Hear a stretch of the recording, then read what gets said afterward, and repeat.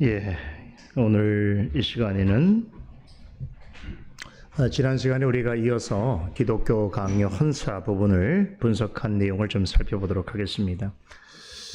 기독교 강요 내용만큼이나 중요한 이 헌사 부분은 캘빈이 초판부터 최종판에 이르기까지 1536년에서 1559년까지 5번에 걸쳐서 공식적인 증거를 행할 때마다 많은 기독교 강요의 내용들, 구성들, 형식이 변화가 있었음에도 불구하고 이 서문은 거의 변화 없이 서게되고 있는데, 이 허문에서 헌사에서 이제 칼빈이 이야기하고 싶어 하는 그 종교개혁의 열망뿐만 아니라 앞으로 그가 어떤 신학의 내용들을 기독교 강요를 통해서 제시할 것인지를 아주 선명하게 유학적으로 표현하고 있다, 이렇게 말씀을 드렸습니다. 이 기독교 강요는 원래는 프랑스 자신의 자국 개신교인들이 성경을 바르게 해석하고 또 참된 경건에 이르게 하는 데 있어서 도움을 주기 위한 신앙의 기본 원리를 제공하기 위해서 작성한 것인데, 그런데 그 당시 그 프랑스 개신교인들이 정부로 인해서 엄청난 폭압과 압제 가운데 있게 될 때에 프랑스 국왕이었던 프랑스와 1세에게 헌사를 바치면서 이러한 폭정과 모함과 여러 가지 많은 일들이 부당하고 불합리하고 또 우리가 바르게 믿는 신앙과는 맞지 않는 일이다라고 하는 것에 대한 또 호소와 변증을 하는 그런 과정에서 이 헌사가 만들어지게 된 것입니다. 그래서 오늘은 우리 지난 시간에 이어서 헌사 내용을 마무리해 보도록 하겠습니다. 우리 지난 시간에 제가 헌사의 8가지 내용 중에서 이제 2가지 부분을 아마 말씀드린 것 같은데, 그죠? 자, 오늘은 여러분들에게 이미 제공된 유인물의 3번째 내용을 보도록 하겠습니다. 대적자들의 비난에 대한 논박이라고 하는 주제인데요. 자, 여기서 3가지 것을 논의합니다.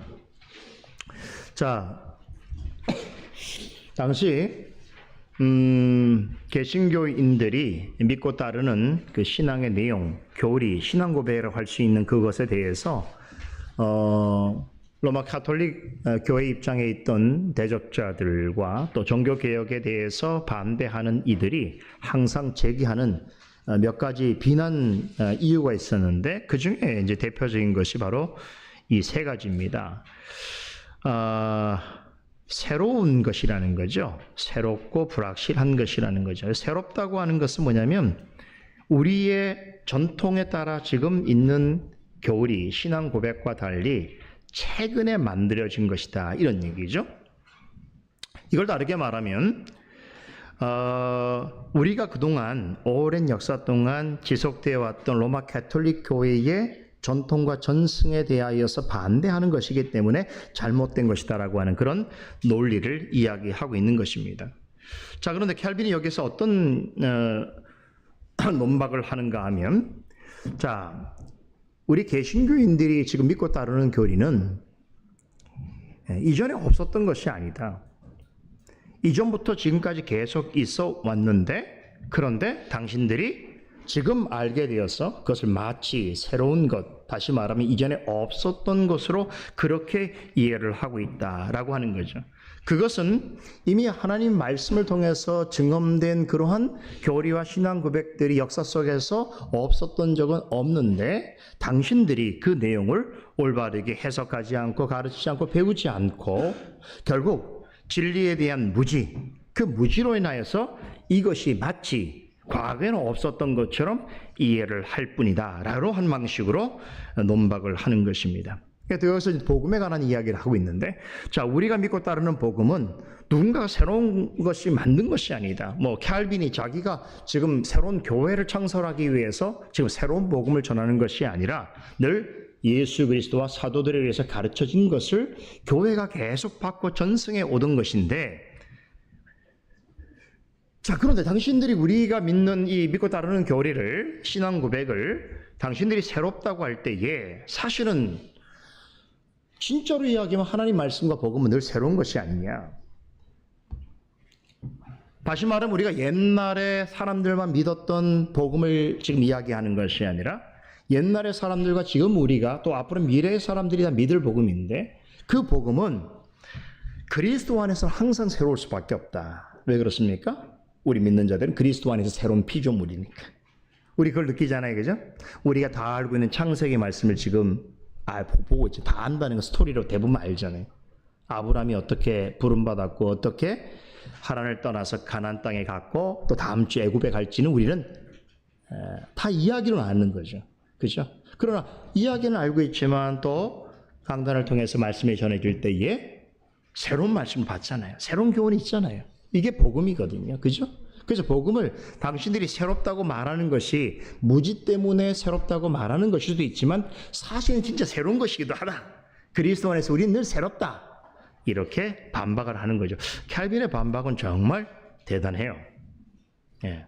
여러분 이제 우리 이런 시간을 통해서 우리가 가지고 있는 귀한 것을 어떻게 믿지 않는 사람들이나 우리를 대적하는 사람들에게 정말 유효적절하게 잘 설명할 수 있는가도 여러분들이 잘 배워 두실 필요가 있습니다.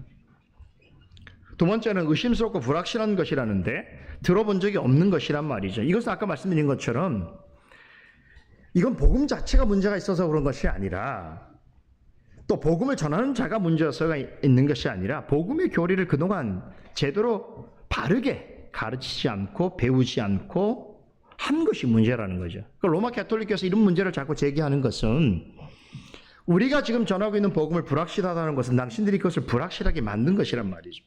그렇죠. 복음은 너무나 확실한 것인데 이것도 역시 진리에 대한 무지죠. 게으름이죠. 그죠?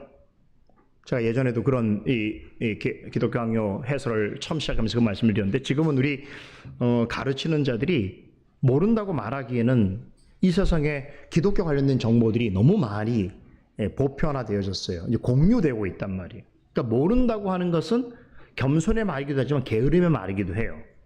모르면 배우면 되잖아요. 공부하면 되잖아요. 그잖아요. 이미 오픈된 소스들이 너무나 많이 있는 이 기독교 역사 속에서 교회 역사도 마찬가지, 우리 신앙도 마찬가지예요. 이제는 몰라서 못한다는 것은 다시 말하면 게으르기 때문에 안 하고자 하는 것과 같은 것이에요. 그렇죠? 그래서 이것이 마치 불확실한 것이고 전에 들어보지 못했다는 것은 당신들이 진리에 대해서 무지한 것이고 게으름에 빠진 것이다 라고 하는 그런 논박을 합니다. 두 번째, 진리에 대한 증거로서 기적을 요구하는데 로마 가톨릭주의자들은 자, 이 복음, 우리가 믿는 복음과 진리에 대해서 그 증거를 내놓으라는 거야. 니들이 맞는 그게 복음이 참되다면 우리처럼 증거하는 증거가 있어야 된다는 거예요. 그게 뭐냐면 바로 기적이었습니다. 과거나 지금이나 로마 가톨릭 교회에서는 이 기적 또 미라클이죠. 이것들에서 굉장히 뭐라고 할까요? 열려 있습니다. 그래서 여러분들 뭐 그런 얘기 많이 들어보셨죠? 로마 가톨릭 교회에서는 기적이 되게 많아요.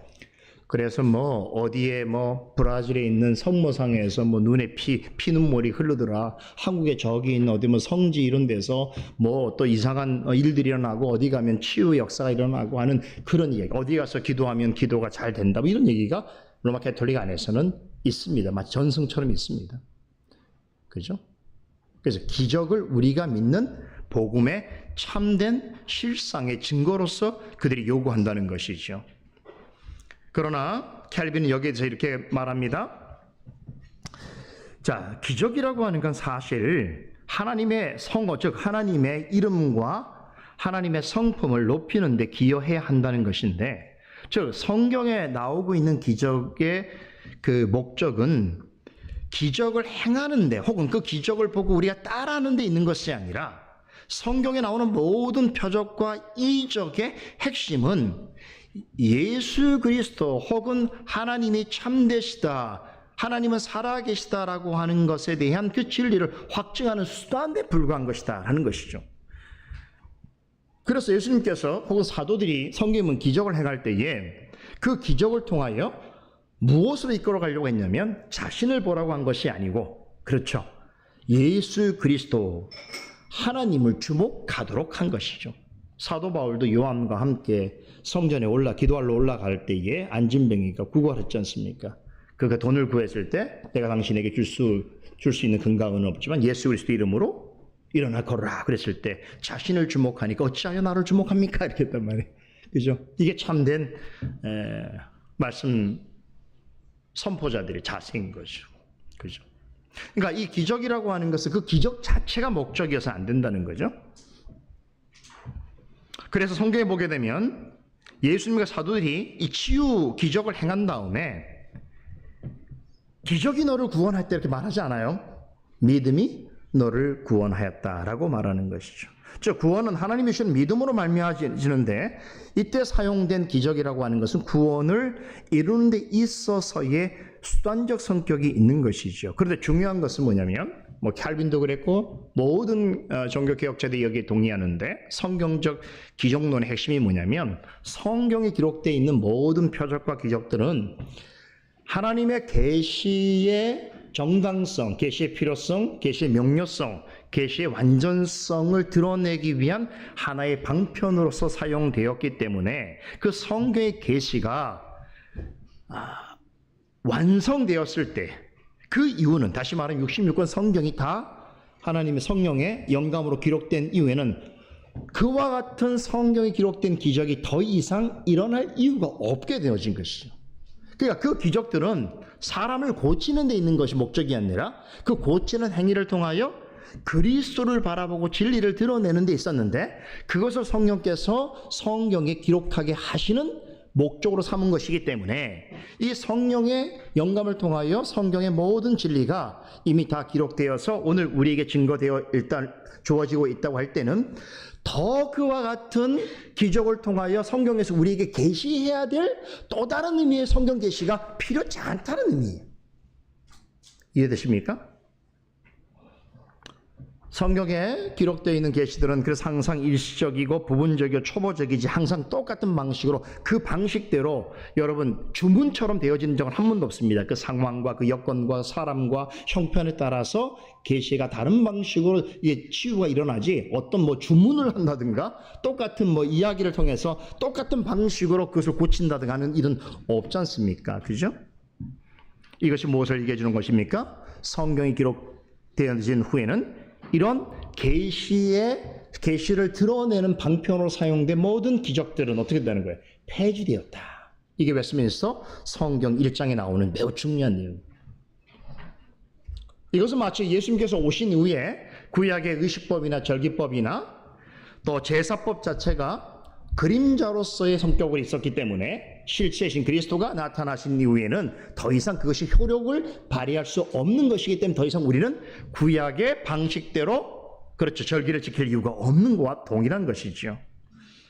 그럼에도 불구하고 역사 속에서는 교회 안에서 늘 기적을 요구하고 기적을 진리에 대한 증거로서 말하는 사람들이 있어 왔던 것이죠. 실제로 지금도 이제 어떤 교회들은 이제 기적을 행한다고 사람들에게 호소하고 광고해서 이제 교회의 사람들을 이끄는 방편으로 삼고 있는데 실제로 여러분 보세요. 이렇게 어떤 기적적 신앙을 추구하는 사람들의 공통점 중에 한 가지가 뭐냐면 하나님의 말씀을 중요하지 여기지 않습니다. 그 말씀보다는 어떤 개인의 경험과 감정에 의존하게 되는 것이고 그 말씀이 말하고자 하는 본의 자체를 성경 전체가 어떻게 증명하는가라고 하는 것을 숙고하고 제대로 해명하여 배우는 방식이 아니라 항상 자신이 경험한 무엇을 통해서 그것이 옳다라고 이야기하려고 하는 후험적 방식을 띠고 있다는 게 대개 문제인 것이죠. 이해되시죠? 그래서 두 번째 보면 기적으로 하나님의 진리를 대적하려고 해서는 안 되는데 사탄도 기적을 행할 수 있다고 칼빈은 이야기합니다. 그렇죠? 마태복음 24장 24절에 보면 거짓 그리스도들과 거짓 선자들이 큰 표적과 기사를 보이어 할 수만 있다면 택하신 자들도 미혹한다고 그랬단 말이에요. 영적으로 혼돈한 시대는 이런 거짓 그리스도, 거짓 선자들이 뭐를 이용해서 믿는 자들을 미혹하는가? 눈에 보이는 겁니다. 눈에 보이는 것. 현상은 우리를 항상 속일 수 있어요. 그죠?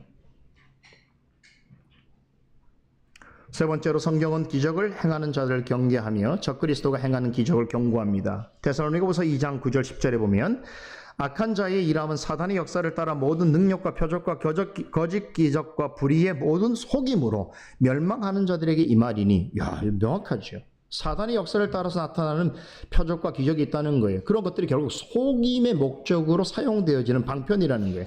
그러니까 우리 그리스도인들은 참 기독교는 여러분 기적이 일어났다고 해서 그것이 진리를 나타내 보인다고 여러분 단순화시키면 안 돼. 확정하면 안 됩니다. 그죠? 그러나 이제 우리가 기적을 쫓는 면이 있죠. 예를 들면 불치병에 걸렸는데 어떤 사고를 당했는데 불행한 일인데 인간의 힘으로 할 수 없는 일을 하나님께서 도우셨다라고 할 때 우리는 기적이란 말 할 수 있습니까? 없습니까? 있죠. 왜 인간의 어떤 힘으로 할 수 없는 일을 하나님께서 도우셔서 하시는 건 기적이잖아요. 근데 그런 것은 기적이라고 말하면서 나 같은 죄인을 구원하시고 나 같은 자를 위해서 주님께서 십자가에 죽으시고 나를 의롭다 하시고 나의 구원을 견인해 주시고 하는 것을 왜 기적으로 생각하지 않습니까? 그렇죠. 그게 더 중요한 기적 아닌가요? 날마다 죽을 수밖에 없는 나를 날마다 그리스도 안에서 살게 하시는 그 은혜가 기적 아닌가요? 그죠? 우리가 하루하루 이렇게 생활을 살아갈 수 있는 것도 사실은 기적이죠. 우리 힘으로만 되는 게 아니잖아요. 하나님의 도우심으로 가능하다 그러면 우리는 날마다 그런 의미에서 기적을 경험하는 사람들이죠. 그러나 어떤 특정한 현상만을 하나님이 역사하시는 어떤 표적으로 삼는다고 하는 것은 그건 이방인들이 하는 것이 애굽 사람들이 하는 것이었단 말이에요. 그죠? 그래서 이런 약함을 알기 때문에 사탄이 보여지는 표적을 통해서 속일 수 있다라고 성경은 우리에게 경고하고 있습니다. 네 번째, 자신을 광명의 천사로 가장하는 것은 사탄의 괴계입니다. 고린도후서 11장에 이런 말씀이 있죠. 이것은 이상한 일이 아니다. 이렇게 사도가 말합니다. 사탄도 자기를 광명의 천사로 가장하나니 속이는 거죠. 그러므로 사탄의 일꾼들도 자기를 의의 일꾼으로 가장하는 것이 또한 대단한 일이 아니라. 얼마나 담대합니까? 사탄도 자기를 빛나는 천사의 모습으로 드러낼 수 있다는 것이에요. 교회 역사는 이런 일들이 너무 많습니다. 지금도 있어요. 지금도 제 눈에는 보이지만 제가 공개적으로 얘기는 하지 않죠. 대표적인 사례가 뭐냐면 아주 하나님의 귀한 사역자처럼 행세를 하면서 실제로는 완전히 사탄의 행동을 하는 사람들이 있어요. 눈에 보이죠? 그죠? 네, 그런 걸 분별할 줄 알아야 되는 거예요.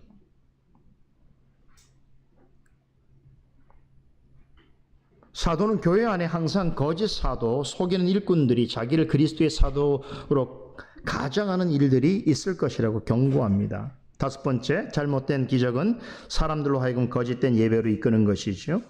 예수님께서 이렇게 말씀하셨잖아요. 마태복음 16장 4절에 악하고 음란한 세대가 표적을 구한다고 그랬죠? 여러분, 악하고 음란한 세대의 특징이 뭡니까? 눈에 보이는 것을 구한다는 것이, 기적과 징조 같은 걸 구하는 것이. 이런 자들의 특징이 뭡니까? 보이는 경험되어지는 표적에 몰두합니다. 그래서 하나님께 드린 진정한 참된 예배로부터 멀어져요. 그래서 이런 행위를 하는 교회들을 가게 되면 별일들이 다 있죠. 막 이렇게 여러 가지 이제 그 경험적인 요소들, 체험적 요소들을 막 강조하는데, 그러기 위해서 또 그거를 복돋기 위해서 막 음악을 켜고 또 조명을 만들고 분위기를 좌내게 하고, 그래서 거기에 빠진 사람들이 막 집단 체면인 것처럼 막 이상한 행동을 하다가 말씀 딱 전하려고 그러면 이제 다 빠져나간다든가 존다든가, 말씀도 이상한 얘기죠. 그죠? 그거 굉장히 조심해야 돼요. 그래서 말씀에 집중이 안 되는 방식이에요. 그죠? 예. 거짓 예배예요. 사실 거짓 예배. 거짓 예배, 우리가 오늘도 요한복음 6장에 아까 말씀을 드렸는데 예수님께서 뭐라고 그랬어요? 하나님께서 참으로 찾으시 예배하는 자들은 신령과 진정으로 성령과 진리로 예배한단 말이에요. 성령께서 조명해 주시는 이 진리의 말씀으로 하나님을 이해하고 예배를 해야 되지, 막 자기 어떤 속에 있는 무엇을 끌어내는 방식이라든가 어떤 일에 의존해서 자기의 감정을 투사한다든가 어떤 미시나 행위를 쫓는 것은 다 이방에서 나오는 이방 제사예요. 이방 예배예요. 그렇죠? 그래서 고린도 교회를 향해 사도 바울이 뭐라고 그랬어요? 막 거기에 막 은사들이 넘쳐났잖아. 어느 교회? 방언부터 시작해서 방언 해석부터 시작해서 초자연적인 그런 막 은사들이 넘쳐난 교회를 향해서 적당하게 하라고 그랬어요. 그죠? 질서대로 하라고 그랬어요. 말씀의 질서가 먼저인데 말씀보다 더 앞서서 그런 걸 하면 안 된다는 거예요. 그래서 말씀으로 다 분별하라고 그랬단 말이에요. 교회에서 나타나는 현상들도 말씀을 가지고 이게 옳은지 그른지 분별해야 돼요. 그렇죠? 현상만 쫓으면 안 된단 말이에요. 그죠? 이런 걸 이제 칼빈이 당시의 기적 신앙을 당연시하던 교회를 향해서, 그런 지도자를 향해서 정말 촌철살인 같은 아주 너무나 명확한 논리로서 반박을 하죠. 그죠? 네 번째, 교부들이 개혁 가르침을 가르침을 반대한다는 부당한 주장들에 대한 반박입니다. 이게 무슨 얘기냐면요, 이 로마 가톨릭 교회가 강조하는 것 중에 한 가지가 뭐냐면 우리가 정통성에 옛날부터 지금까지 교회가 계속 이어왔다는, 그 맞는 얘기죠. 역사적으로 보면, 시간적으로 보면 로마 교회보다 오래된 교회는 없겠지요. 자, 그러다 보니까 그 교회의 정통성을 주장하기 위해서 무엇을 강조하냐면 옛적부터 있었다는 거예요. 옛적이라고 말할 때에 바로 교부들을 강조합니다. 교부들. 그래서 다 교부들이 우리 편이죠. 로마 가톨릭 교회는 교부를 되게 강조합니다. 근데 칼빈이 이제 여기에 대해서 이런 말을 시작하는데, 만약에 초대교회 진정한 교부들이 우리의 대적자들과 논쟁을 판가름 낸다면 반드시 우리의 편이, 승리는 우리 편이 될 것이다. 다시 말하면 당신들이 초대교회의 교부들을 근거로 해서 마치 그 교부들을 자신들이 독점한 것처럼 그렇게 행동하지만 실제로 교부들이 말하려고 하는 핵심적인 상황을 정확하게 이해한다면 당신들은 패배자가 될 것이다. 이런 이야기를 하는 거예요. 그래서 몇 가지 이야기를 하는데, 교부들이 훌륭하다고 해도 다른 인간들처럼 그 역시 과오를 범할 수 있어야 된다. 이런 말을 할 수 있었던 것은 뭐냐면, 칼빈은 성경만 연구한 신학자가 아니었기 때문에 그래요. 칼빈은 초대교회 교부들, 중세교회의 신학자들에 대해서 좀 엄청난 해안과 지식을 가지고 있었던 신학자입니다. 특히 그는 초대교회 교부들에 관해서는 타의 추정을 불허하는 실력을 가졌는데, 그래서 칼빈의 전집에 보면 칼빈이 인용한 교부들의 인용수가 3,200회가 넘습니다. 이거는 정말 한 사람이 이렇게 어떤 자신의 저작에서 교부들의 이야기를, 오늘 같으면 이제 저희가 지금은 검색 안 하고 AI 쓰잖아요. 챗GPT 쓰잖아요. 그죠? 그러면 정보 받잖아요. 근데 상상을 해보, 이건 상상이 안 돼요, 사실. 그 옛날에 그 컴퓨터도 없고 데이터가 없는 그 시절에 모든 것들을 기억에 의존해야 되고 쓰고 도서관에 가서 책을 확인해야 되는데, 그런 내용들을 여러분이 3,200개 이상을 교부들의 말과 글을 인용한다는 것은, 그래서 제가 그 시대에 AI라고 그랬잖아요. 칼빈은 정말 이건 저도 개인적으로 이해가 안 될 정도로 이 부분에 있어서 탁월한 분이시죠. 그래서 이제 기독교 강요에도 보면 이제 그 초판서부터 시작해서 우리 최종판까지 교부들에 관한 어록들이 많이 언급이 되어지는데, 칼빈이 성경 해석에 있어서 가장 존경했던 교부가 누군지 아세요? 그냥 상식으로 알아두세요. 네, 성경 해석의 왕이라고 불렸던 크리소스톰이에요. 그리고 신학에 있어서 절대적 영향을 받은 사람이 바로 어거스틴입니다. 그래서 항상 이 두 분을 존경하는데, 그 중에서도 어거스틴의 영향은 정말 절대적입니다. 칼빈은 일생 동안 초대교회 교부들을 연구했는데, 그 중에서 어거스틴으로부터 가장 많은 도움을 받게 됩니다. 자, 이런 점이 매우 중요한 것은 뭐냐면, 칼빈이 기독교 강요를 써서 그 영향이 개혁교회에서 마치 교과서처럼 오늘 우리에게 취급되어지는 측면이 있지만, 칼빈이 그런 것을 통해서 나타냈던 모든 정통신학의 그 좋은 열매들은 그가 스스로 만든 것이 아니라 과거 역사로부터, 정통 교부들로부터, 그들의 생각으로부터 사사받은 것이다. 그것이 업데이트된 것이다. 이렇게 볼 수 있어야 된다는 거죠. 그런 면에서 우리 개혁교회나 개혁신학이라 또 개혁주의라고 하는 이런 것들이 어떻게 보면은 과거로부터 지금까지 그 진리의 내용에 있어서 계속 축적되어서 확장되어지는 방식으로 우리에게 주어진 것이기 때문에 누구도 거기에 있어서 그것이 오직 나로부터 나왔다라고 말할 사람은 아무도 없습니다. 칼빈도 마찬가지.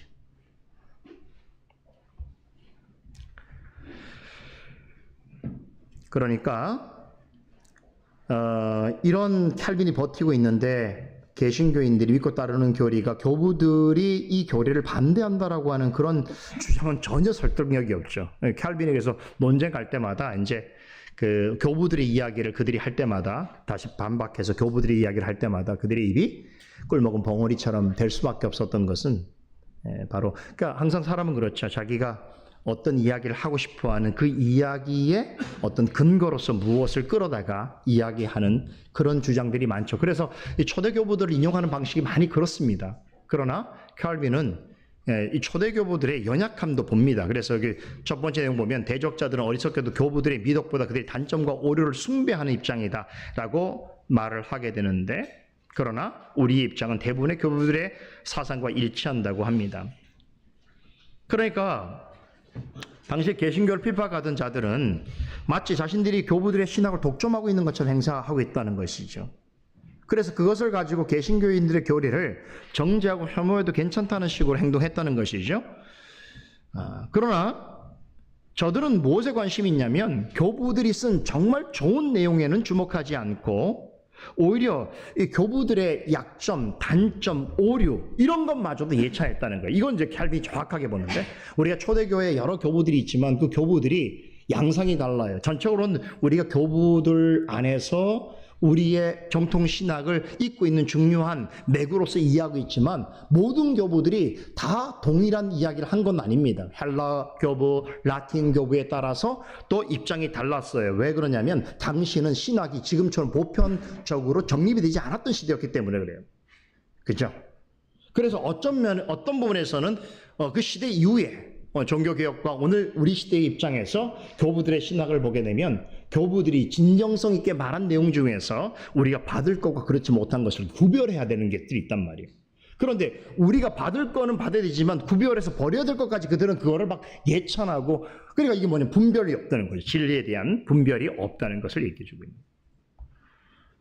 그래서 칼빈은요, 모든 교부를 동일하게 여기지 않습니다. 아까도 제가 말씀드렸던 것처럼 크리소스톰이나 어거스틴 같은 경우를 매우 존중했는데, 모든 교부들이 아니라 교부들 중에서는 현명하고 탁월한 사람도 있었지만 성경의 주장에서 벗어난 자들도 있었다는 그런 주장을 하게 되는 것이죠. 그래서 칼빈은 이 교부들을 강조하지만 교부들의 한계도 동시에 파악하고 있었다는 말이죠. 그런 일에 있어서 교부들의 말과 그를 인용하더라도 그들을 숭배하는 곳까지는 나아가지 않았다는 것을 말하는 것입니다. 이런 게 굉장히 중요해요, 여러분. 사람을 대할 때, 우리가 어떤 사람을 대할 때 그 사람의 영향을 받을 때에 그 사람이 말하고 있는 좋은 것은 받아서 내 것으로 만들 수 있지만 그 사람이 좋은 걸 말한다고 해서 그 사람 자체를 숭배의 대상으로 삼는 것은 옳지 않잖아요. 그런데 대부분 잘못된 교회 신학 안에서 이런 일들이 빈번하게 나타나는 거죠. 그죠? 어떤 카리스마가 있는 종교 지도자가 있으면 그가 거기에 대해서 마음을 주게 되면 그가 나쁜 이야기를 해도, 그렇죠? 잘못되어도 그것도 다 옳게 여기는 그런 무지, 그렇죠? 그런 오류가 범해진다는 거죠. 초대교회가 아주 중세교회가 그랬다는 것입니다. 자, 그러나 켈빈의 신학은 대부분의 정통 교부들의 입장에 서 있기 때문에 이 정통 교부들의 신학의 영향을 받아서 지금 기독교 강요도 쓰고 개신교인들이 이런 교리를 이야기하는 것이기 때문에 우리의 입장이야말로 전체적인 교부들의 사상과 일치하고 있다라고 강조하는 것이죠. 그럼에도 반대자들은 솔로몬의 교훈을 범한다고 비난합니다. 잠언서 22장 28절 읽어볼까요? 내 선조에 세운 옛 지계석을 옮기지 말지니라. 자, 이런 구절도 보세요. 이 구절을 어떻게 이해하는 것입니까? 선조들이 세운 옛 지계석이 뭐예요? 믿음의 선조들이 세운 어떤 진리의 기준이 있다는 거죠. 그런데 너희들 지금 새로운 종교를 만들고 있는 너희들은 옛적부터 오던 이 지계석 기준을 너희들은 다른 곳으로 옮겨놓고 있다라고 그렇게 비난하고 있다는 거예요. 그죠? 자신들이 예전부터 정통 신학을 가지고 있고 교회를 이루고 있는데 너희들은 지금 새로운 종교이지 않느냐. 그렇기 때문에 옛적부터 우리가 알고 있던 그런 옛 지계석과 같은 그런 진리의 기준들을 너희들이 흐트러버리고 있다. 이런 주장을 한단 말이에요. 그러니까 이런 사람들이 항상 기득권 같은 것이죠. 그래서 교회 안에서도 예를 들면 이제 참과 거짓에 관한 어떤 논의를 할 때에 어떤 사람도 항상 그런 얘기를 해요. 그러니까 자신의 어떤 기득권, 다시 말하면 자신이 여기에 오래 있어서 어떤 권세를 누리고 어떤 주장을 할 수 있게 되었다는 바로 그런 위치를 선점하고 그것을 누리기 위하여 무언가를 강조하는 자들이 항상 있단 말이죠. 그렇죠? 그런 사람들은 참 대화가 되게 어렵습니다. 그러니까 그런 것들을 유지하기 위해서 성경의 말씀을 어떻게든 자의적으로 해석할 수 있다는 것이에요. 오히려 성경 말씀을 모르는 사람보다 성경 말씀을 잘못하는 사람이 더 어려워요. 저는 요즘에 이제 우리 교회 이제 정말 세상말로 깽판 모르는, 기독교에서 깽판 모르는, 맨 땅에 헤딩해야 될 정도의 그런 초보적인 신앙을 가진 성도들이 우리 교회 오잖아요. 전혀 배경이 없어, 기독교에. 그러니까 제가 이렇게 가르쳐 주시면 다 받아들여요. 그렇구나. 근데 어디서 뭐 짬밥 잘못 먹어갖고 막 뭐 어디 가서 좀 안 봐고 해갖고 와서 그러면 되게 어려워요. 그러니까 자기 자신이 어떤 기준으로 성경을 이해하는지를 전혀 판단하지 못하고 맨날 이상한 질문하고 뭐 맨날 뭐 그거 아니에요 뭐 이렇게 얘기하면 어려운 거죠. 뭐 우리 교회에서는 그런 경험을 제가 한 적은 없습니다만, 그런데 여러분 모르는 것보다 아는 체 하는 게 더 힘든 거예요. 그죠? 그래서 성경을 안다고 그들이 자신들이 알고 있는 방식으로 성경을 조합해서 이렇게 본의를 왜곡하는 방식으로 설명하면 이건 뭐 어떻게 할 수 없어요. 그죠? 중요한 것은 성경을 어떻게 해석하는가 되게 중요합니다. 여러분 성경을 가지고 있다고 해서 성경을 다 안다고 생각하면 안 됩니다. 성경은 이건 해석해야 되는 내용이에요. 그죠? 잘못 생각하는 사람은 이 성경은 하나님의 영감된 말씀이니까 우리말로 열심히 읽기만 하면 성령께서 막 이 말씀에 대한 깊은 본의를 깨닫게 해주신다라고 생각하고, 그렇게 깨닫기 위해서 주일날 교회를 안 하고 산에 가거나 40일 금식 가거나 뭐 기도원 가서 혹은 굴 속에 들어가서 막 성경만 대립돼 있는 거예요. 한국 성경만 있는 거예요. 그러다가 보니까 어떤 신비한 종교적 체험을 하고, 사실 그건 안 먹어서 생기는 현상인데, 근데 그거를 막 체험이라고 생각해서 이제 내려와서 교회에서 제가 40일 금식 기도 해보니까 목사님의 말씀이 뭐 이렇게 나오면 이제 교회가 힘들어져요. 무슨 얘기할 때마다 40일 금식 해봤어 뭐 이렇게 얘기해버리면 이제 뭐 교회가 어려워지죠. 그죠? 이렇게 자기의 경험을 성경의 본의보다도 중요한 사람은 피하는 게 좋습니다. 감당이 안 됩니다. 그죠? 왜냐면 교만하기 때문에. 그래서 칼빈이 기독교 학설을 쓰게 된 중요한 목적이 성도들로 하여금 이 성경을 바르게 해석하려고 그러면 여러분 그 바르게 해석할 수 있는 지침들이 필요한 거예요. 제가 지금 창세기 말씀하면서 드리면서도 모세가 이것을 기록할 때에 모세가 어떤 방식으로 그 시대 속에서 어떤 문법적 이해와 또 시대적 상황들에 대한 판단을 가지고 이 성경의 내용들을 이렇게 써가느냐에 대한 이런 부분들을 말씀드리는 것이 이게 사실 성경을 해석하는 거거든요. 그죠? 그래서 종교개혁이 일어나는 이유가 뭐냐면 바로 아드 폰테스죠. 아드 폰테스란 말이 뭡니까? 본질로 돌아가라는 뜻이. 성경으로 돌아가라 이런 얘기죠. 자, 세 번째, 교부들의 신앙을 내세우면서도 정작 선조들의 사도라고 하는 이 내용은 좀 넘어가겠습니다.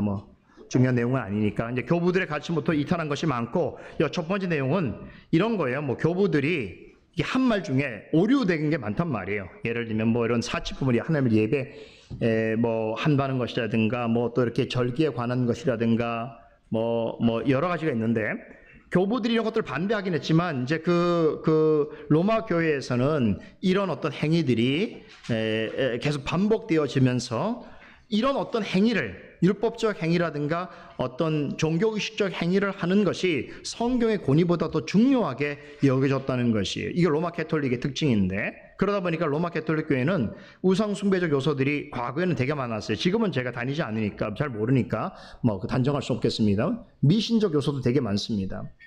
특별히 왜 그런 것이 나타나냐면 그들은 이게 성경이 무엇을 말하는가를 생각하는 것이 아니라 교황이 어떻게 그것에 대해서 인정하고 있는가, 또 추기경들이 모이는 종교회의가 어떤 결정사항을 내렸는가 하는 것이 더 중요하기 때문에 로마 교회는 성경지 자체보다 이 성경을 어떻게 이해하는지에 대한 교회회의가 더 중요해요. 결정이. 그러니까 교회회의가 그것을 그렇게 결정하면 그들은 받아들이는 거예요. 그런 면에서 그들은 성경보다 교회를 더 높인다고 볼 수 있는 것이에요. 그런데 여러분 잘 들어보세요. 종교개혁자들이 오직이란 말을 오직 성경, 오직 믿음, 오직 그리스도, 오직 은혜, 오직 하나님의 영광이라고 붙였지만 오직 교회란 말하지 않았어요. 이거 중요합니다. 왜 오직 교회란 말을 하지 않았을까요? 교회는 영광스러운 곳임에도 불구하고 오직 교회란 말을 하지 않았다는 것은 뭐냐면 바로 로마 캐톨릭 교회를 생각해서 그렇단 말이에요. 로마 캐톨릭 교회는 교회 그 자체, 지교회, 눈에 보여지는 가시적 교회가 성경의 절대적 권위보다 더 높이 평가했기 때문에 그렇던 것이죠. 다시 말하면 성경에 있는 모든 진리의 옳고 그름을 그 교회가 결정할 수 있다라고 하는 그런 입장이었기 때문에 성경이 가르치는 교회는 어떤 교회입니까? 지상에 있는 교회는, 우리 유형적 교회는 완전 무결한 교회가 없다는 것이 성경의 가르침이죠. 그래서 이 땅에 아무리 말씀에 충실하고 순수한 성도들이 모인 교회라고 할지라도 문제가 전혀 없는 교회는 없는 것이죠. 여러분, 개혁교회에 대한 환상을 버리세요, 제발. 개혁교회가 완전한 교회는 아니잖아요. 개혁교회 와보니 뭐 이런 얘기 자꾸 하지 마세요. 그렇죠? 상대적으로 개혁이란 말을 붙이지 않는 교회보다 개혁해야 되는 짐과 의무가 우리에겐 숭고한 목적으로 있는 것뿐이지, 뭐 그렇다고 그래서 우리가 개혁교회가 아닌 교회보다 항상 뭐 모든 것이 다 낫고 다 훌륭하고 그렇게 말할 수 없지 않습니까? 그죠? 자, 이런 부분을 잘 생각하셔야 됩니다. 그래서 어느 교회, 여러분, 제가 이제 예전에 그 외국 생활을 좀 할 때에 참 한심했던 적이 뭐냐면, 이제 한국에서 이렇게 한국에서 이민 오시는 분들하고 이제 만나게 될 때마다 그분들이 하는 말 중에 이제 한국 교회의 정서를 느낄 수 있는 것들이 좀 있었어요. 뭐냐면, 올 때 자신들이 한국에 다녔던 교회를 저한테 얘기하면서 제가 강남의 어느 교회 출신입니다, 이렇게 얘기를 해요, 소개할 때. 그게 뭐예요 도대체? 네. 무슨 시옷 교회를 다니고 미움 교회를 다니고, 뭐 심지어 어떤 분은 자기가 교회 안 다니는데 내 사돈이 그 교회를 다닙니다, 뭐 이렇게 하는 분도 있어요. 뭐 그게 무슨 이야기입니까? 그러니까 무슨 얘기냐면, 어떤 사람들은 자기가 속해 있는 교회를 너무 사랑하다 못해서 절대화해서, 심지어 그 절대성을 목회자에게 투영하다 보니까 그게 완전하다고 생각하는 거예요. 그죠? 그러니까 그런 교회들은 로마 캐톨릭 교회의 그 부패한 교회하고 다를 바가 없는 거죠. 그래서 어떤 교회는 소교황들이 개신교 교회 안에도 있을 수 있어요. 그죠? 목사의 생각이 성경의 진리보다 더 절대화될 수 있단 말이에요. 이건 교회가 아주 부패한 것입니다.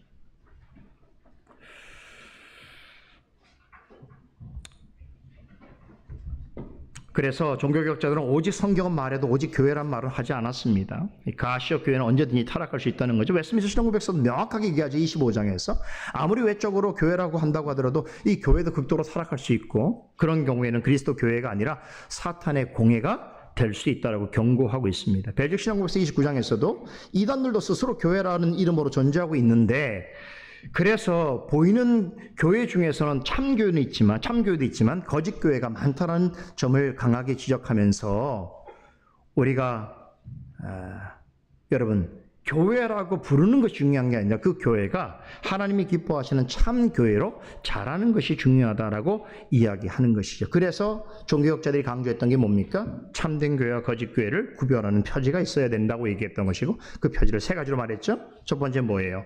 말씀을 신실하게 선포하고 있는가? 두 번째, 성례를 하나님 말씀에 따라서 올바로 집행하고 있는가? 세 번째는 권징을 정당하게 시행하고 있는가? 이런 것들을 통해서 그 교회가, 여러분 오늘도 우리 아브라함의 여정을 통해서 배웠잖아요. 하나님이 어떤 곳에서 예배를 받으십니까? 그냥 사람이 많이 모이고 중심부에 있고 건물도 크고 화려하고 뭐 이런 데서 하나님이 예배를 받으시는 게 아니잖아요. 비록 산지로 갔지만 사람들이 없는 곳에서 하나님께 예배를 드린다고 해도 거기에 성막을 짓고 거기에 제단을 쌓을 때 하나님 받으시지 않습니까? 그죠? 그래서 중요한 것은 이런 표지의 성격이 잘 드러나는 교회, 그 교회가 뭐 규모나 역사를 따르는 거 아니라 그 교회가 실제로 그러냐. 그래서 과거는 중요하지만 그 과거가 오늘에 있어서 과거보다 못한 것에 대해서 여러분 그것은 우리가 돌아봐야 돼요. 한국 교회 그렇죠. 우리가 뭐 어떤 교회는 100년이 넘었습니다. 어떤 교회는 몇십 년이 되었습니다라고 늘 말을 하지만 그 어떤 그 역사의 흐름 속에서 그 교회가 진리로 성장해서 더 좋은 교회가 되어졌느냐가 중요한 것이지, 과거에 좋은 교회였다는 것을 뭐 그게 대단한 거예요. 그죠? 지금 우리 교회가 그 정신을 따라서 좋은 교회가 되어지는 게 중요한 것이지요. 다섯 번째, 진리를 대적하는 관습에 대해서도 이야기합니다. 자, 대적자들은 관습을 호소합니다. 자, 이 관습이라는 게, 여러분, 관습이라는 게 나쁘진 않잖아요. 관습과 전통이라는 거 원래 나쁜 것은 아니지요. 그러나 이 관습과 전통이 성경의 권위보다 더 강조되어질 때는 되게 조심해야 됩니다. 그죠? 뭐 한국 교회가 예를 한번 들어볼게요. 여러분들이 쉽게 이해할 수 있도록. 우리 한국 교회는 좋은 전통 관습이 있어요. 예를 들면 새벽 예배 같은 거. 우리 일제 시대부터 해왔단 말이에요. 그러니까 새벽 예배가 좋다는 것에 대해서 우리가 모두 공감하지만 어떤 교회는 새벽 예배를 너무 강조하다 보니까 새벽에 예배를 안 드리는 사람은 B급, C급, D급 신앙 뭐 이렇게 생각한다든가 뭐 이런 거 있잖아요. 그죠? 네. 잠많은 뭐 목사는 그럼 어떻게 합니까? 뭐 거짓 목사가 됩니까? 그잖아요. 사람마다 형편이 다를 수 있고 교회마다 형편이 다를 수 있잖아요. 그죠? 그래서 어떤 한국 교회가 가지고 있던 전통, 관습이라는 것이 좋은 의미에서 시작이 됐다고 하더라도 그것은 절대화할 수 있는 게 아니에요. 뭐든지. 그죠? 그건 우리 형편상 유연하게 할 수 있는 거예요.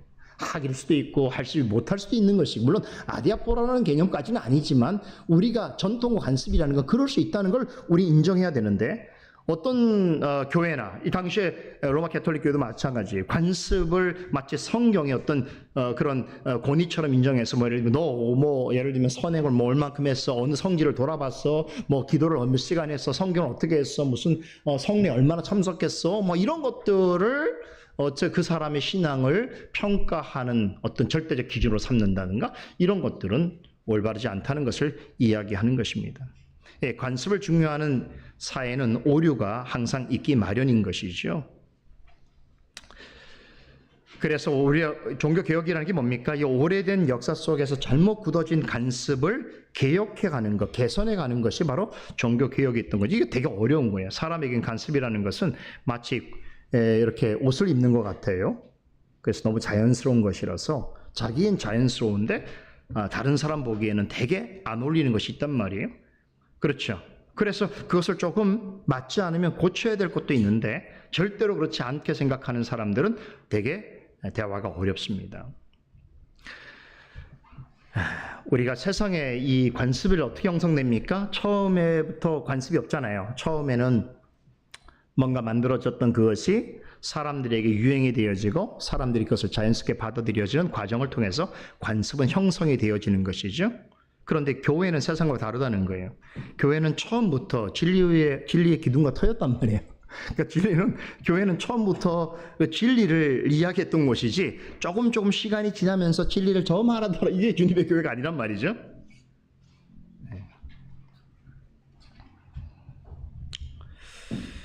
그래서 나쁜 관습이 있는데 우리 이제 아이들 있잖아요. 어린 아이들 유치원 같은 데 보내잖아요. 아니면 이제 초등학교 보내잖아요. 그럴 때 보면 아이들이 학교나 그 유치원 같은 데 가면 좋은 습관을 배우기보다 좋지 않은 습관을 배울 때가 훨씬 많아요. 여러분 그게 뭘 말해주는지 아세요? 이 나쁜 습관은요 가르치지 않아도 쉽게 사람들이 수용하고 전염병 같은 거예요. 누가 하면 따라하게 돼 있어요. 집에서 멀쩡한 아이도 이상한 데 보내잖아요. 그럼 다 따라해요. 그 집에 와서 막 같이 해요. 이걸. 그렇죠? 그러니까 관습이라는 게 그렇단 말이에요. 성경의 그 진리의 사상에 얼마나 그게 충실하냐라는 것을 판단하지 않은 채로 사람들이 옛부터 해왔으니까 우린 그저 한다라고 근데 이것이 마치 성경의 권위보다 더 강조되어지게 된다면 나쁜 전염병과 같은 것이다 이런 얘기죠. 한 가지 더 얘기해 볼까요? 우리 창세기도 오니까 창세기 노아 시대를 한번 생각해 보세요. 노아 시대의 사람들은 어떻게 했습니까? 대부분 먹고 마시고 장가가고 시집가고 사고 팔고 하는 일에 자연스럽게 살아왔지 않습니까? 그런데 그것이 그 시대의 보편적인 습관, 관습이었다는 것이죠. 그런데 그 중에 뭘 안 했어요? 노아와 그의 가족처럼 하나님께 집중하고 하나님을 경외하는 사람은 없었다는 것이지요. 여러분 먹고 마시는 일이 얼마나 중요한지 모릅니다. 먹든지 마시든지 무엇을 하든지 하나님의 영광을 위하여 하라고 그랬죠. 먹고 마시는 일이 이게 나쁜 일도 아니고 이게 중요하지 않은 일이 아닙니다. 되게 중요한 거예요. 그런데 그 목적성이 무엇이냐가 중요한 것이지 먹고 마시는 일만 매번 관습적으로 하는 사람은 노아 시대에 하나님을 모르는 사람과 똑같은 것이. 이해되시죠? 여섯 번째, 교회의 성격에 관한 그릇된 견해입니다. 자, 이 대적자들은 뭘 얘기하는 거냐면 이런 얘기를 하는 거예요. 자, 너희들이 지금 우리 옛적 교회부터 지금까지 오는 교회를 다시 말하면 정통교회라고 생각해왔던 로마 교회를 너희들이 반대하고 있지. 그렇다고 한다면 너희들은 교회를 너희들 불신하는 거야. 이렇게 말한다는 거예요. 다시 말하면 교회는 얼마 동안 생명을 잃었다든가 우리가 교회와 갈등하고 있다든가 하는 것이라고 주장을 하나. 무슨 얘기입니까? 우리가 지금 하는 주장이 신생교회를 만들고 신생교회는 과거로부터 왔던 그 교회에 대한 불만이었다는 거죠. 무슨 얘기인지 아시겠어요? 다시 말하면 그들이 자신들을 기준으로 삼고 보니까 그런 거예요. 그런데 종교개혁자들이 지금 이 개혁하고자 하는 대상은 뭐냐면 주님의 교회가 아니에요. 주님의 교회를 개혁하자는 게 아니라 이 주님의 교회로부터 이탈해 있는 부패해 가는 지상의 교회, 다시 말하면 로마 캐톨릭 교회, 그 교회를 개혁하자는 건데 그 사람들 입장에서 뭐냐면 우리가 교회인데 너희들이 교회에 대해서 반대해? 그렇죠? 이렇게 말하는 거예요. 그러니까 그 얘기는 자신의 부패한 교회와 주님의 교회를 동일시하기 때문에 그렇단 말이죠. 우리 사람들 그런 사람 있잖아요. 그죠? 자신이 어떤 잘못된 주장을 하는데 누가 그 주장을 반대하게 되면 어떻게 하면 너 나를 못 믿는 거야? 나하고 싸우자는 거야? 이런 경우 있잖아요. 우리 자녀들하고 대화를 하면서도 자녀들도 부모에 대해서 그렇잖아요. 좀 안 맞는 것은 이야기할 수 있잖아요. 그죠? 그럼 조심해서 얘기한단 말이에요. 엄마, 아빠, 이건 내가 볼 때 이렇게 하는 게 아니라고 생각해. 벌써 이건 다 우리가 아는 거야. 뭐 이렇게 얘기하는데 엄마, 아빠가 그럼 그 문제에 대해서 이야기를 해야 되는데 뭐 나한테도 불만 있는 거야? 너 아빠, 엄마를 뭐 무시하는 거야? 뭐 이렇게 하면 대화가 완전 산으로 가는 거죠? 그렇죠? 그러니까 교회에 대해서 문제를 삼는다고 하니까 주님의 교회가 그럼 잘못됐단 말이야? 이렇게 말하는 거랑 마찬가지예요.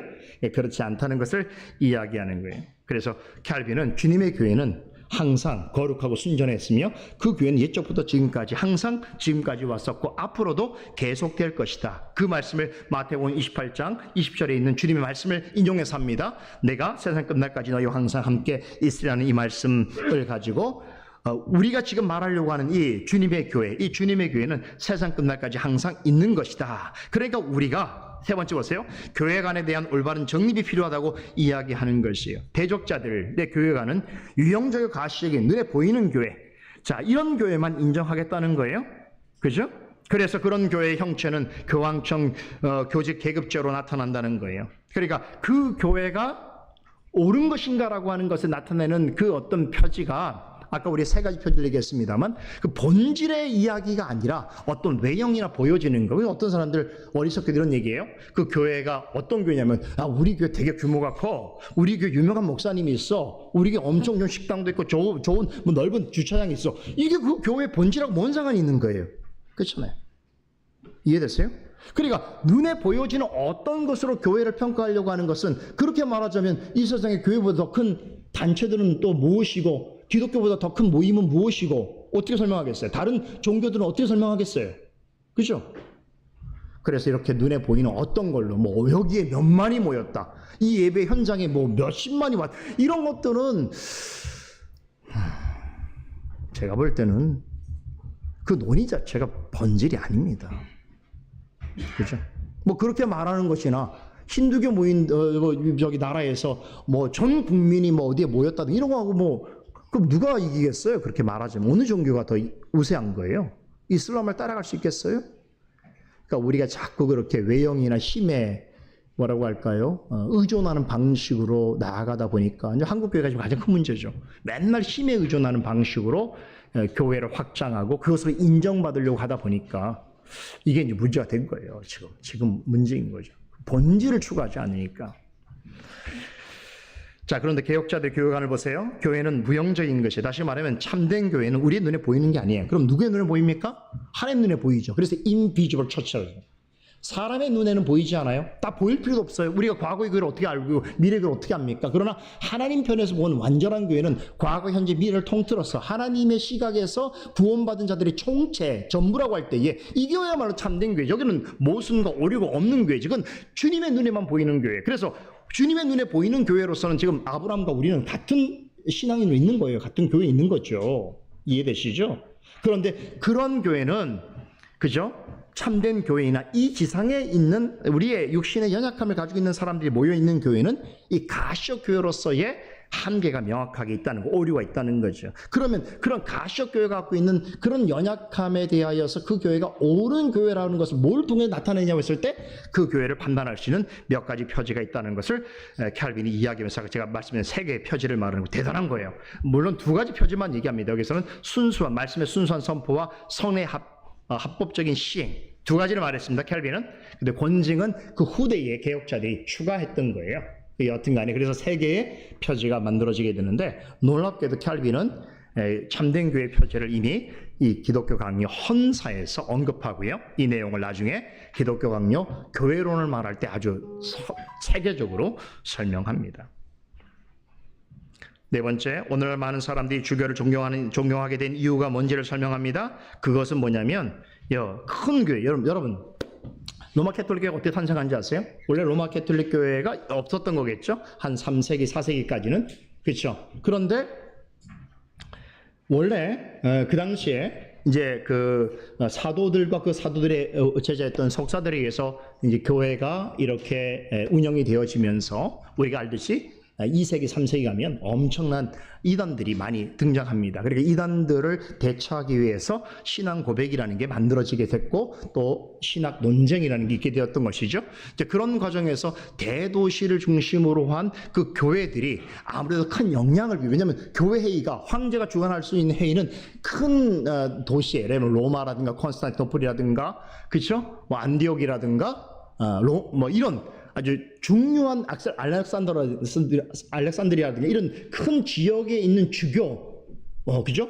또 그런 교부들이 영향력을 발휘하게 되죠. 그 영향력을 발휘하게 되는 한 3, 4세기 가면 그러한 교부들 중에 또 그 큰 교부가 나오게 되죠. 그래서 이제 나중에 이제 교황이라는 이름으로 대체되어지게 되는데 그렇게 되면서 큰 도시들을 중심으로 한 그 큰 교회의 뭐라고 할까, 장로 혹은 감독 혹은 주교, 그죠? 이런 사람들의 영향력이 조그만 교회의 그런 지도자보다 훨씬 강력하게 되죠. 지금도 이런 항상 있죠. 그래서 우리 한국교회에서도 큰 교회 목사들이 큰 목소리를 내고 사람들이 또 그것을 따르고 있는 이유도 마찬가지인데 당시도 마찬가지였단 말이에요. 사람들이 이 큰 도시를 다스리고 있는 주교들에 대해서 굉장히 신망이 높았고 항상 이런 생각 있잖아요. 야, 저 자리까지 가려면 대단한 게 있으시겠지 이런 거 있단 말이에요. 사람들은 저만한 위치 가면 믿을 만한 게 있겠지 이런 사람도 있어요. 교회도 저렇게 큰 교회를 이루면 대단한 뭔가 있겠지. 참 한심하죠. 그죠? 인간의 참 이 인식력이 참 배우지 않으면 이렇게 늘 각성되지 않으면 그 수준이 너무너무 떨어져요. 그래서 교육이 필요한 거예요. 생각을 해야 되는데 생각 안 하니까 대단한 게 있겠지 그러면서 대충 넘어간단 말이에요. 그러니까 그런 사람들이 벌써 대단한 교회라고 생각하는 주교가 하는 말이 영향력이 있으니까 그런 사람의 권력과 명성을 더 높여주다 보니까 점점점 그런 사람들은 더 올라가는 거예요. 한없이. 그런 교회를 찾게 되는 거고. 그렇잖아요. 지금도 많이 그러잖아요. 우리 한국 교회인들도. 큰 교회는 뭔가 있겠지. 그럼 큰 교회는 더 잘 되는 거예요. 자꾸. 그죠? 조그만 교회는 안 되고. 이런 걸 보면 역사가 이게 이 실질적으로는 큰 본질의 변화는 별로 없어요. 사람의 인식의 변화가 별로 없기 때문에. 그러니까 이 개혁이라는 게 실제로 뭔가를 이렇게 눈에 보이는 걸 바꾸기 이전에 우리의 생각이 개혁이 돼야 되는데 이 말씀으로 인한 개혁이 우리의 의식 속에서 이루어지지 않다 보니까 그렇죠? 조금만 어떤 현상과 또 그들이 원하는 뭔가를 제시해 주게 되면 다시 원래의 수준, 아주 비참한 수준으로 돌아가는 일들이 늘 있는 거예요. 그래서 역사가 그렇게 힘있게 발전해가지 못하는 것이겠죠. 이런 얘기를 하는 겁니다. 그래서 주님의 교회는 이런 외적인 표지를 제거해야 되는 것이고 오직 주님만이 그 백성을 아시는 것이다 이렇게 얘기하는 거죠. 자, 헛된 외형에 이렇게 몰입되는 교회, 그런 교회, 이렇게 헛된 외형에 따라서 교회를 판단하려고 하는 욕망이 얼마나 위험한지를 알아야 된다고 켈빈이 말합니다. 6번째 보세요. 그 외형주의의 어떤 근거로 삼는 내용이 나오잖아요. 금송아지 우상을 만든 아론과 그의 아들. 생각해보면 성직자 그룹을 얘기하는 거겠죠. 그러니까 아론의 두 아들 있잖아요. 그 두 아들은 아버지가 누구예요? 대제사장이잖아요. 그러면 대제사장이니까 어떤 생각하는 거예요? 야, 얼마나 엄청난 집안이에요. 그러니까 아들들이 그런 집안의 자녀라고 하고 이 사람들이 대제사장이 될 만하다고 그러면 어떻게 된다는 거예요? 이미 판단해 주는 거예요. 야, 괜찮지 않냐? 이렇게 생각한다는 거죠. 아합 시대에 400명의 거짓 선자들, 종교 권력자들의 그룹도 있겠죠. 그리고 그리스도를 죽이려고 모의했던 제사장 서기관 바리새인들은 교회 기득권층에 있는 그룹들이겠죠. 로마 교회 회의는 제도권의 그룹이겠죠. 이런 데는 항상 외형주의를 앞세운단 말이에요. 근데 캘빈은 이것들을 허식과 허용이라고 말합니다. 7번째 보세요. 대적자들은 교회라는 미명으로 외형적으로 자신들을 과시하려고 했지만 교회라고 하는 그들의 교리야말로 영혼을 죽이는 도살자여, 교회 선동자여, 교회 파괴자여. 야, 이런 말을 그 당시에 했다는 건 정말 충격적인 겁니다. 목숨 걸어야 얘기하는 거예요. 이건 강단에 저는 이렇게 말할 수 있는 것이지만 그 당시에 모든 권력의 핵심이 왕권이나 교회가 결탁된 채로 로마 캐톨릭적 배경에서, 그래서 그 친구 니콜라스 콥도 캘빈의 친구잖아요. 근데 파리의 대학 하나에 총장 되는 것도 누가 인준합니까? 추천합니까? 로마 캐톨릭교에서 추천하고 왕이 제가 하는 방식이었단 말이에요. 그런데 그런 상황에서 여러분 로마 교회를 향해서 이렇게 말할 수 있겠습니까? 이건 진리의 담대함을 갖지 않은 건 도저히 할 수 없는 말이죠. 7번째 보겠습니다. 개혁교회가 무리를, 소동을 일으킨다고 한 주장. 이 주장은 왜 생긴 것입니까? 첫 번째 보면 이제 소요와 폭동과 논쟁이 뒤따른다고 그들이 비난합니다. 이제 이런 역사가 있긴 있었죠. 극단적인 개신교인들이 약간 가격한 행동했다고 그랬죠. 그 벽보 사건도 있었을 뿐만 아니라 당시에도 여러분 그런 경우가 있어요. 이렇게 같은 복음을 전해도 어떤 사람들은 너무 그 복음에 대해서 뭐라고 할까요? 받는 어떤 정서적인 충격이 좀 다를 때 어떤 사람은 너무 또 심각하게 받으면 그거에 대해서 극단화된 행동을 할 때도 있어요. 근데 문제는 뭐냐면 그 사람이 그런 극단적인 양상이 있는 건 그 사람 책임이에요. 근데 교회가 그런 극단성을 불어 이렇게 자극하는 것은 대단히 문제가 있죠. 근데 그런 사람들이 지금 있잖아요. 그죠? 교회 이름으로. 그죠? 극단적인 행동을 하도록 촉구하는 사람들이 있어요. 특별히 이념적으로. 이건 다 잘못입니다. 이게 뭐 극우든 극자든 기독교인들로서는 할 수 없는 일들을 하는 거죠. 그러니까 당시에도 그런 극단적인 개신교인들이 있었단 말이에요. 그래서 이 사람들은 다 신앙적인 이유, 종교적인 이유로 뭐 폭동도 하고 화재도 일으키고 사람을 때리기도 하고 잡아다 가두기도 하고 살인도 심지어 했던 일들이 있단 말이에요. 그런데 이런 일들에 대하여서 야 봐라, 너희들이 교리를 가르칠 때마다 이런 일들이 일어나지 않느냐, 그럼 너희들이 잘못된 것이냐고 말할 때에 캘빈은 여기에 대해서 뭐라고 말하는지 아십니까? 이것은 기독교 교회가 가르치는 교리의 문제가 있어서가 아니라 이건 사탄의 악의로 나타나는 일이다, 이렇게 말합니다. 세 번째 보세요. 사탄은 제사라파들의 폭력을 선동하고 별로 효과를 거두지 못하게 되자 다른 악한 자들을 일으켜서 논쟁과 불일치를 야기한다는 것이. 주님께서는 오래전에 사탄의 책략을 하시고 그것에 대하여 대항할 수 있는 충분한 방어 무기를 무장하여 주셨는데 이 얘기 뭡니까? 사탄이 사람들의 그 연약하고도 또 강포한 마음들을 불러일으켜서 교회라는 이름으로, 신앙이라는 이름으로 그런 극단적인 행위를 하게 될 때에 오히려 참된 신앙을 갖고 있는 사람들에게 그걸 저항하도록 하는 무기를 주었다는 게 그게 뭐겠습니까? 말씀이죠. 말씀과 기도죠. 그래서 경건과 거룩에 나아갈 수 있는 건 말씀과 기도밖에 없는 거예요. 뭐 총 들고 나가거나 몽둥이 들고 나가거나 이런 걸로는 할 수가 없는 거예요. 그렇죠? 교회는 그러면 안 돼요. 교회는. 그렇죠? 교회는 말씀과 기도로 거룩해 가는 것이잖아요. 근데 사탄이 이제 그런 걸 알고 막 교회에 이제 잘못된 지도자 하나 세우면 막 그런 사람들을 막 불러일으켜 갖고 막 그렇게 하게 되면 어떻게 되겠어요? 이제 이런 비난이 그때나 지금이나 똑같이 일어나겠죠?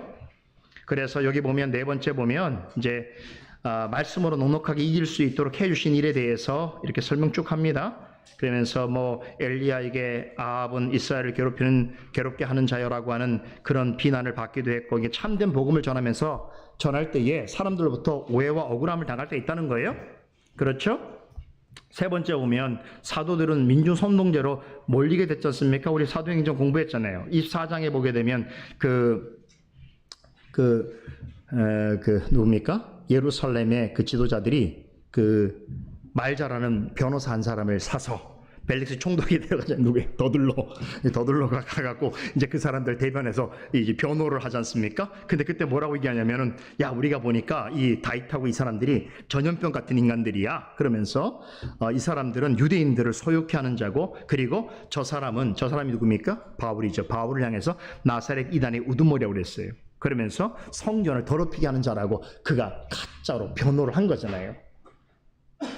너무 옛날 얘기예요? 시간만 지나면 없어지는 겁니까? 새롭습니까? 모든 게? 예. 사도행전에서 말씀드렸죠. 자, 이런 오해를 받을 수 있다는 거예요. 그죠? 다섯 번째, 사도들도 지금 시대에 우리에게 일어나는 일들을 경험하고 경계하였습니다. 지금 과거에 있었던 일이라서 과거에 끝나는 것이 아니라 지금 오늘 우리 시대에도 거의 동일하게 나타나고, 이건 종교개혁 시대뿐만 아니라 오늘 우리 시대에도 그대로 나타나고 있는 것들입니다. 요 8가지의 내용이 다 그렇습니다. 무식한 자들과 굳세지 못한 자들이 거룩한 말씀을 억지로 풀다가 스스로 멸망에 빠진 일이 있었고, 옛날에도 그렇고 지금도 있어요. 어떤 자들은 말씀을 곡해하여 은혜 안에 있으니 죄를 더 짓자고 하는 사람들도 있고요. 지금도 있죠. 거짓된 사도들이 교회에 침입해서 바울이 세운 그런 정통교회를 파괴하려는 역사도 있고, 투기와 분쟁으로 복음을 전파하는 자들도 있고, 그렇죠? 어떤 곳에는 복음의 진보가 전혀 나타나지 않는 곳도 있고, 수많은 사람들이 영의 자유를 육의 방종으로 악용하는 경우도 있고, 형제라는 이름으로 교모의 환심을 산 후에 경건한 자들을 위험에 빠뜨리는 일들도 있고, 그리고 그리스도 안에서 형제라고 하면서 늘 다툼을 일으키는 그런 역사들도 과거든 현재든 미래든 항상 있다는 것이에요. 그럼에도 불구하고 사도들은 이러한 공격과 환난과 위협을 무릅쓰고 담대하게 진리의 말씀을 가지고 전진해왔고, 오늘 우리가 그 역사 가운데 있다, 이런 얘기를 하는 거죠. 그래서 본래 복음이라고 하는 것은 당신들이 말하는 것처럼 어떤 소요나 혁명이나 어떤 다툼이나 폭동 이런 것들을 일으키는 것이 아니라 뭐예요? 생명과 사망의 냄새요. 그러니까 생명과 사망에 대하여서 온전한 것을 가르치는 기준이 되는 것이고, 구원 얻는 자를 위한 하나님의 능력이 된다라는 것을 명확하게, 이런 경우는 있어요. 복음 자체가 이렇게 구원 얻는 자를 나타내고 있는 어떤 능력으로 나타나니까 그 능력 때문에 뭐라고 할까요? 그 어떤 그 기준에 따라서 나뉘어지게 되고 또 갈등되어지는 일도 있을 수 있죠. 근데 이건 하나님께서 하시는 일이니까 이런 일도 우리가 받아들여야 되는 것인데, 아까 말씀드린 것처럼 성의 가르침과 상관없는 방식으로 그렇게 나타내 보이는 것은 잘못된 것이다. 8번째, 이제 마치겠습니다. 왕에게 원수들의 중상모략을 조심할 것을 권하고 우리들의 결백에 귀 기울여 줄 것을 바랍니다. 그래서 지금까지 앞서 했던 이야기들을 다시 한번 이렇게 정리하면서 이제 왕에게 자신의 진짜 이야기를 이렇게 전합니다. 탕후합니다. 그러면서 맨 마지막에 내용만 보겠어요. 거기 보면 8번째 이렇게 보시면 이제 그러니까 왕께서, 폐하께서 지금 대적자들이 계속 우리에게 이렇게 박해를 하고 있는데 우리가 인내하면서 하나님의 능력의 손길을 우리는 기다릴 것이다. 우리는 극단적인 자들처럼 그렇게 소요를 일으키고 폭동을 일으키고 논쟁을 만들어서 이 사회를 어지럽게 하지 않을 것이다 라고 말합니다. 그러면서 이 헌서 중에 제가 마지막으로 한번 읽어드리고 마칠게요. 이런 내용을 이제 이야기하면서 거의 마치는데, 만일 폐하께서 조용하고 차분하게 한 번만이라도 이 책을 읽어보신다면, 기독교겠죠? 우리는 폐하의 호의를 되찾을 수 있을 것이라 확신합니다. 그러나 만일 악의에 찬 자들의 속임수만이 폐하의 길을 가득 채움으로써 피고인들은 그 진상에 대해 변명할 기회조차 얻지 못하게 되고, 그들의 야만적인 분노가 폐하에 묵인하에 우리에게 강금, 채찍, 고문, 절단형, 화형으로 박해가 가해진다고 생각해 보십시오. 그렇게 되면 우리는 실로 도살장으로 끌려가는 양같이 큰 곤경에 빠지게 되고 말 것입니다라고 그렇게 설명하면서 마지막 부분, 그러면서 이제 만왕의 왕이신 주께서 폐하의 왕자를 의로 확립하시고 폐하의 주권을 공평으로 견고하게 하시기를 기원하옵나이다, 이러면서 1536년 8월 1일 바젤에서 이렇게 하면서 마칩니다. 그래서 이제 기독교 강요 이제 헌사 내용을 우리가 살펴봤는데, 그 시대와 또 그 상황을 충분히 이해할 수 있죠. 그래서 다음 주부터는 이제 기독교 강요의 본론 내용을 하나하나 배워가도록 하겠습니다. 기도하겠습니다. 하나님, 은혜를 감사합니다. 오늘 우리에게 주신 이 귀한 시간을 통해서 지난 과거로부터 지금까지 모든 역사 속에서 참되고 옳은 것에 대한 바른 분별과 판단을 가질 수 있는 그런 하나님 앞에서의 진실과 진리들을 생각하고 숙고하고 또 깨닫고 또 실천할 수 있는 그런 계기를 마련해 주신 것을 감사드립니다. 우리가 하나님에 대한 생각을 또한 그 지식을 바르게 잘 배워갈 때만이 우리가 하나님 앞에서 진실할 수 있음을 고백하옵나이다. 우리 자신의 어둠과 아둔함과 게으름에 대하여 변명하지 않도록 하여 주시고, 늘 하나님 앞에 주신 은혜를 따라서 성실히 배우고 확신한 일에 거하여 믿음의 분량에 충만한 그런 성도로 자라나게 하여 주시고, 이런 성도들이 모여있는 교회가 진리 앞에 든든히 세워져서 교회를 통하여 이루시고자 원하는 주님의 뜻을 나타내 주시옵소서. 예수 그리스도 이름으로 기도드리옵나이다. 아멘.